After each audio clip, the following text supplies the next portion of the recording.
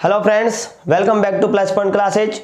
तो फ्रेंड्स, हमने physics complete कर ली है और आज हम शुरुआत करने जा रहे हैं केमिस्ट्री की। यानी जो फर्स्ट, सेकंड और थर्ड चैप्टर है वो केमिस्ट्री के हैं। केमिस्ट्री क्या होती है इसकी बेसिक नॉलेज लेंगे और जो आपका फर्स्ट चैप्टर है उसके बारे में हम बेसिक जानकारी आज इस वीडियो में लेने वाले हैं। तो ज़्यादा देर ना करते हुए फ्रेंड्स शुरू करते हैं केमिस्ट्री। और आपका जो पहला चैप्टर है उसका नाम है रासायनिक अभिक्रियाएं एवं उनके प्रकार। तो देखिए फ्रेंड्स, रासायनिक अभिक्रियाएं क्या होती है और उससे पहले हम जानेंगे कि केमिस्ट्री क्या होती है। केमिस्ट्री का मतलब होता है फ्रेंड्स रसायनों का जो विज्ञान होता है वही केमिस्ट्री कहलाता है, यानी रसायन विज्ञान कहलाता है। अब बात करते हैं फ्रेंड्स, रसायनों का विज्ञान किसे कहते हैं। कोई भी अगर पदार्थ है मुख्यतः उसमें दो प्रकार के गुण पाए जाते हैं, एक भौतिक गुण और दूसरा रासायनिक गुण। भौतिक गुण का मतलब होता है बाहरी गुण, रासायनिक गुण का मतलब होता है उसका आंतरिक संगठन कि किस किस से वह मिलकर बना हुआ है। तो अगर किसी पदार्थ के रासायनिक संगठन के बारे में अगर हमें जानकारी प्राप्त करनी है, उसमें परिवर्तन करना है, उसमें हुए परिवर्तनों को जानना है, तो इन सभी का जो अध्ययन किया जाता है वो जिस शाखा में करते हैं उसे हम केमिस्ट्री या रसायन विज्ञान कहते हैं। या आप कह सकते हो कि विभिन्न रसायनों तथा पदार्थ की रासायनिक संरचना का जिस शाखा में अध्ययन किया जाता है उसे हम रसायन विज्ञान या केमिस्ट्री कहते हैं। और इसी कड़ी में आज का जो पहला चैप्टर है वह है रासायनिक अभिक्रियाएं एवं उनके प्रकार। पहला जो पॉइंट है वह यह होता है कि रासायनिक अभिक्रियाएं कहते किसे हैं, उनके प्रकार हम बाद में डिस्कस करेंगे। तो फ्रेंड्स, बात करते हैं रासायनिक जो अभिक्रिया है वह क्या होती है। रासायनिक का अर्थ अभी हमने समझा कि कोई भी पदार्थ है उसका जो आंतरिक संगठन है वह रासायनिक कहलाता है, और अगर इसमें कोई प्रोसेस होती है तो वह रासायनिक अभिक्रिया कहलाती है। तो देखिए फ्रेंड्स, पदार्थ के दो गुण होते हैं जिनमें एक रासायनिक गुण होता है। अगर किसी प्रकार से पदार्थ के रासायनिक गुण में कोई परिवर्तन हो, जैसे आपने पढ़ा है स्टार्टिंग में भी, जो छोटी क्लासेज उनमें भी पढ़ा है कि दूध का दही बनना एक प्रकार का रासायनिक परिवर्तन है, क्योंकि दूध की संरचना बदलती है, उसका आकार बदलता है जो कि भौतिक परिवर्तन है। साथ ही साथ उसमें स्वाद भी बदल जाता है, उसकी जो अंदर का स्ट्रक्चर होता है, जो रासायनिक संगठन होता है वह भी बदल जाता है। तो यह रासायनिक परिवर्तन में आता है। इन्हें हम वापस उत्क्रमित नहीं करते हैं, यानी जो पहले है वैसे का वैसे हम ठीक नहीं कर सकते, दही से वापस दूध नहीं बना सकते। तो रासायनिक परिवर्तन होने वाली जो प्रोसेस है उस प्रोसेस को हम रासायनिक अभिक्रिया कहते हैं। किसी भी पदार्थ में रासायनिक परिवर्तन अगर होता है तो जो प्रक्रिया होती है, रासायनिक परिवर्तन होने की जो प्रोसेस होती है उसे हम रासायनिक अभिक्रिया कहते हैं। यानी रासायनिक परिवर्तन को दर्शाने के लिए हम रासायनिक अभिक्रिया लिखते हैं। क्लियर है फ्रेंड्स। अब हम बात करते हैं कि रासायनिक अभिक्रिया को प्रदर्शित कैसे किया जाता है।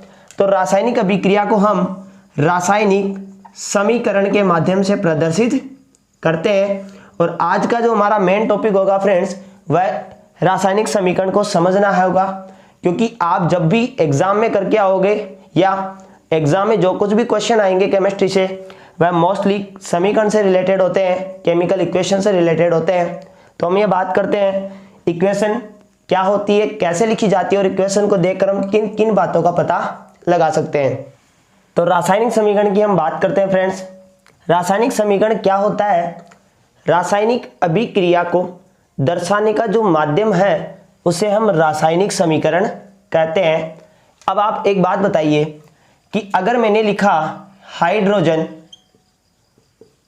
प्लस ऑक्सीजन मिलकर के जल बनाते हैं, तो मैं इसे कुछ इस प्रकार लिखूंगा कि हाइड्रोजन प्लस ऑक्सीजन और मिलकर बना लिया जल। तो यह एक बहुत बड़ी जगह लेगा, लिखने में थोड़ी दिक्कत भी होगी। प्लस अब इससे हमें कुछ समझ में नहीं आ रहा है, क्योंकि हमें एक थ्योरेटिकली लाइन लिखनी पड़ेगी कि हाइड्रोजन और ऑक्सीजन मिलकर के जल बनाते हैं, या फिर हमें पूरा इसको समझाना पड़ेगा कि किस प्रकार ये प्रोसेस हुई है, इसके लिए हमने क्या क्या कंडीशन अप्लाई की है। तो इन सभी को एक ही जगह एक ही इक्वेशन के अंदर हमने व्यवस्थित कर दिया है और उसी इक्वेशन को हम कहते हैं केमिकल इक्वेशन यानी रासायनिक समीकरण। सबसे पहले इसकी जो खासियत है वह यह है, रासायनिक समीकरण सदैव प्रतीकों का लिखा जाता है।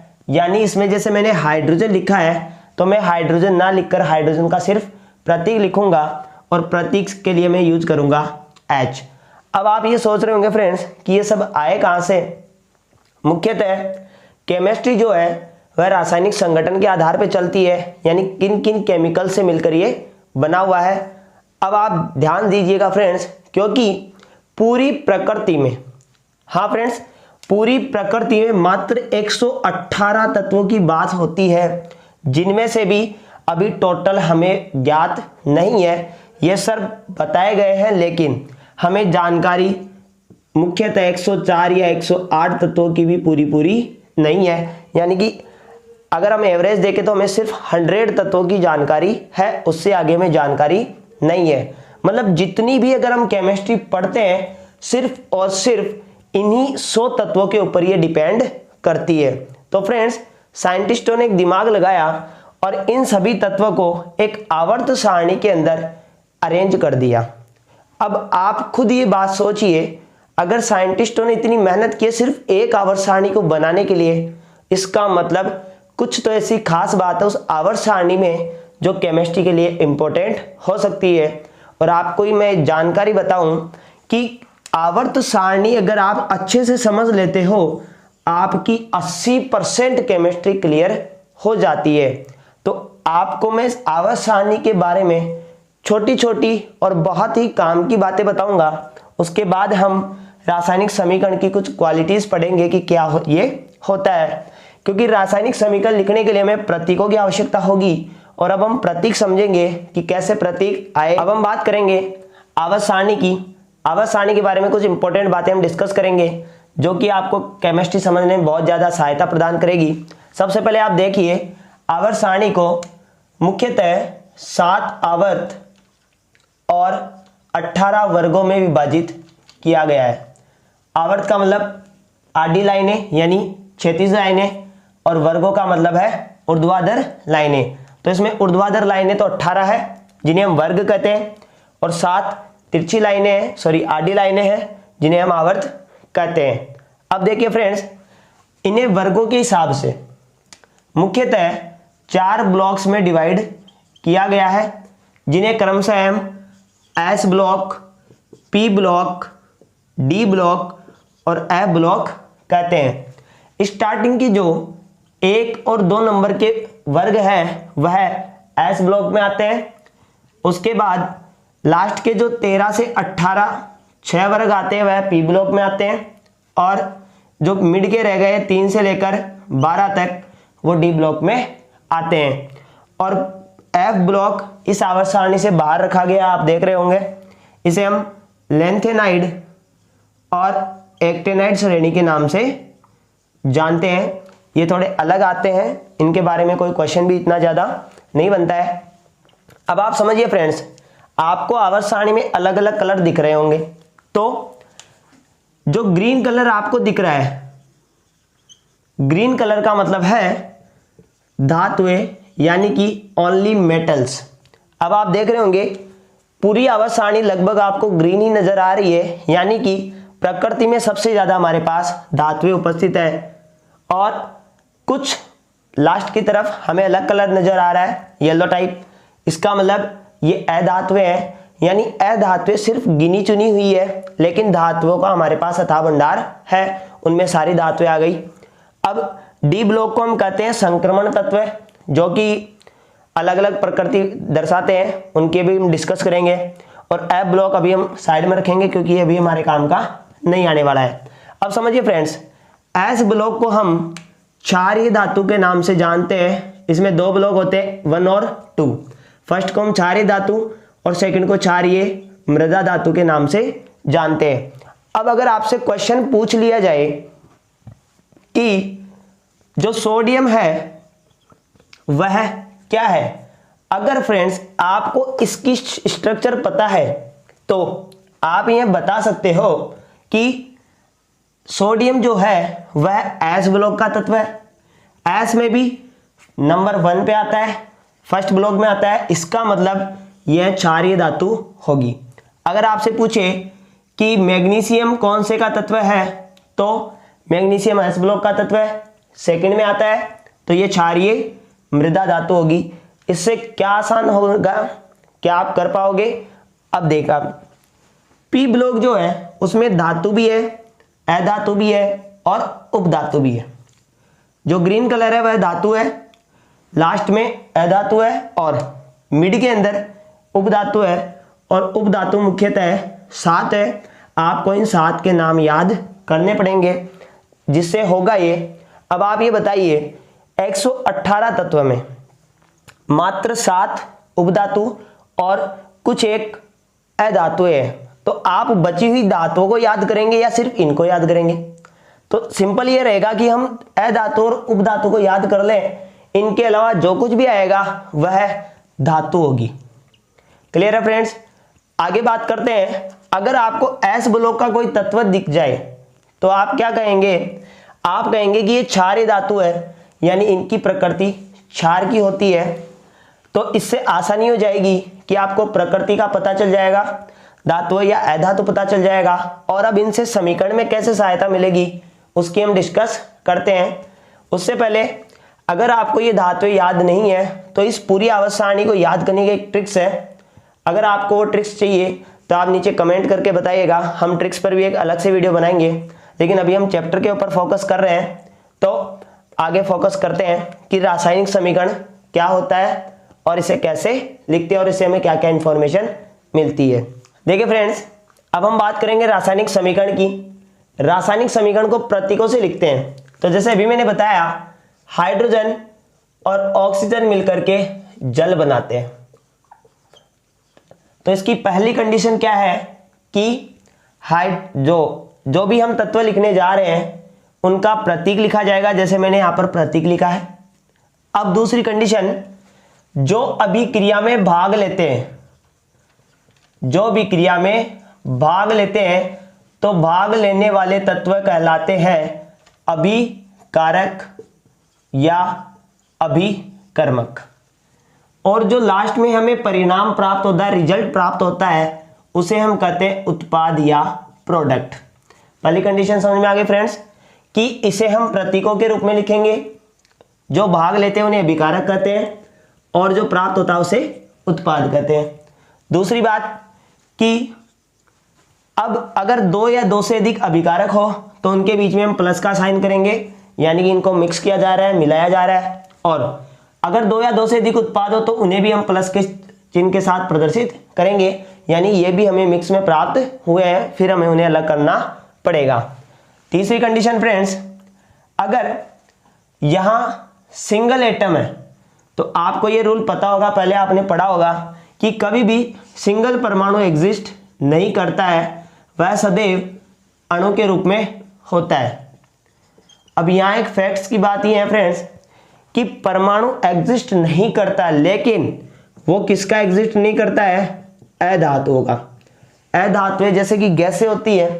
अब आप एक बात बताइए, अगर मैं आपसे कहूं कि मुझे इस पूरी हवा में से ऑक्सीजन दीजिए, तो आप क्या एक ऑक्सीजन का परमाणु ढूंढ सकते हो? नहीं कर सकते अलग।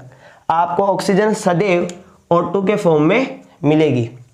इसीलिए परमाणु के रूप में नहीं होती, सदैव अणु के रूप में होती है। और यह अधातुओं का ज्यादातर होता है। अगर मुझे Fe लिखना है, आयरन लिखना है, तो मैं सिंगल Fe भी लिख सकता हूं, इससे कोई प्रॉब्लम नहीं होगी। तो देखिए फ्रेंड्स, अगला रूल ये है, पहला ये हुआ कि इन्हें हम प्रतीकों के रूप में लिखेंगे। भाग लेने वाले अभिकारक, बनने वाले उत्पाद कहलाते हैं।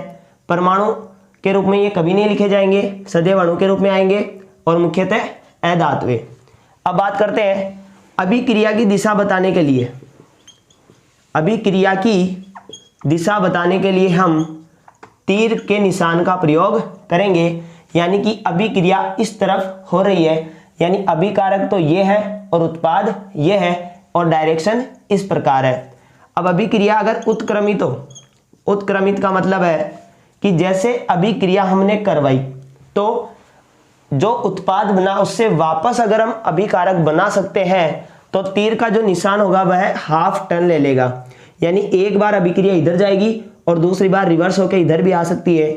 अगर उत्क्रमित अभिक्रिया होगी तो हम इस प्रकार का साइन प्रदर्शित करने के लिए यूज करेंगे।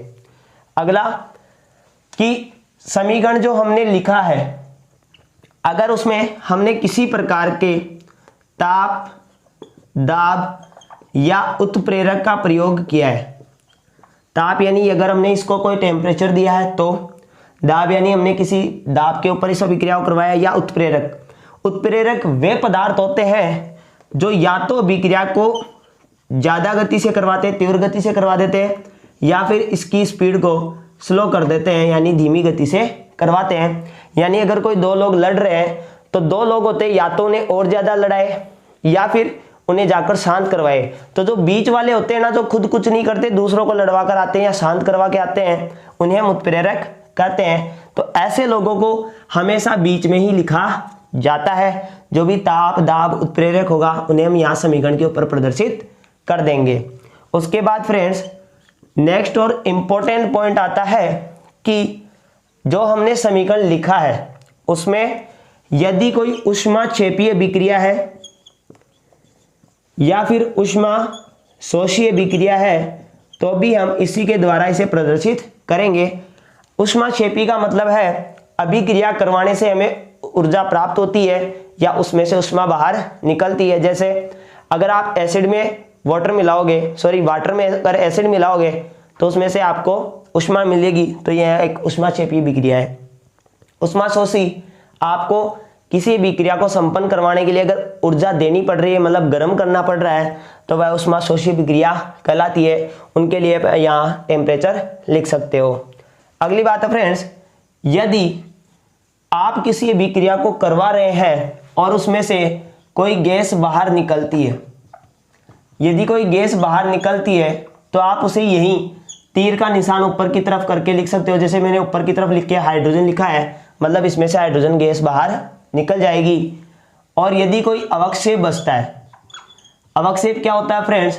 अवक्षेप वह पदार्थ होता है जो घुलता नहीं है, अलग से हमें जमा हुआ दिखाई देता है। यानी जो जैसे मिट्टी होती है तो वह घुलती नहीं है, जम जाती है, तो वह अवक्षेप की तरह कार्य करती है।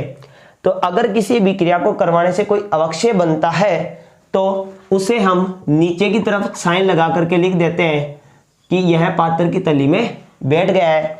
इसका सबसे बेस्ट एग्जाम्पल है खारे पानी में या कड़वे पानी में या समुद्र के पानी में साबुन को अगर हम घोलते हैं तो उसके अवक्षेप बन जाते हैं, यानी कि साबुन फट जाता है, ऐसा कहा जाता है। तो ये थे सिंपल रासायनिक समीकरण के गुण। और अब आता है सबसे इंपॉर्टेंट जो आपके बहुत काम का है कि रासायनिक समीकरण हमेशा संतुलित होना चाहिए।